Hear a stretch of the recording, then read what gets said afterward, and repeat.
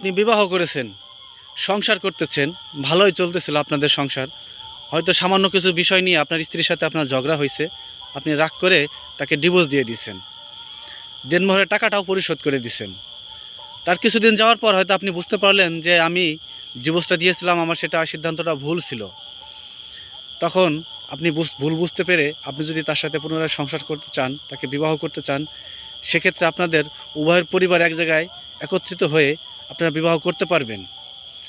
আপনি পূর্বে যেভাবে বিবাহ করেছিলেন, কাবিননামা করেছেন, দেনমোহর নির্ধারণ করেছেন, কবুল বলে বিবাহ করেছেন, ঠিক একইভাবে আপনাদেরকে নতুন করে বিবাহ করতে হবে, কাবিন করতে হবে, দেনমোহর নির্ধারণ করতে হবে। আপনি যদি মনে করেন যে আমি তো তাকে একসময় বিবাহ করেছিলাম, দেনমোহরের টাকাটাও পরিশোধ করে দিয়েছি, ওই কাবিননামাটা বহাল রাখতে চান, কিন্তু না, এটা আপনি পারবেন না। আপনি যখন সেকেন্ড পর্যায়ে বিবাহ করতে চাবেন, তখন পূর্বে যেভাবে বিবাহ করেছিলেন ঠিক সেইভাবে বিবাহ করবেন এবং কাবিননামাটা নতুন করে নির্ধারণ করবেন, দেনমোহরটা নতুন করে নির্ধারণ করবেন। ভিডিওটি ভালো লাগলে অবশ্যই শেয়ার করে দিবেন।